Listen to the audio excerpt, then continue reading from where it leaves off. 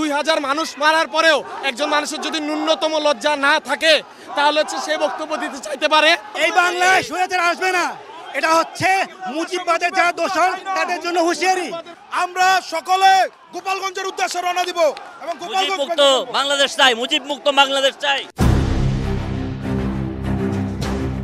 শেখ হাসিনার লাইভ ভাষণ। ধানমন্ডি ৩২ নম্বরে ঘটে গেল এক ভয়ঙ্কর তাণ্ডব, যা আপনাকে হতবাক করে দেবে। ২০২৪ সালের ফেব্রুয়ারির প্রথম সপ্তাহে এমন এক ঘটনা ঘটল যা আপনাকে চমকে দিবে। বুধবার রাত ৯টায় শেখ হাসিনা যখন লাইভ ভাষণ শুরু করলেন, তখন দেশের রাজনৈতিক আকাশ একেবারে ঝড়ো হয়ে ওঠে।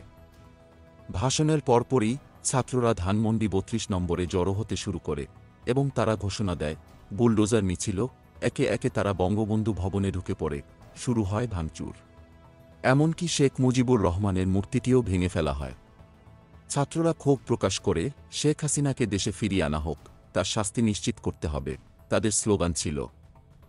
যারা ছাত্র হত্যায় জড়িত তাদের কোনো চিহ্ন বাংলাদেশে থাকতে পারবে না।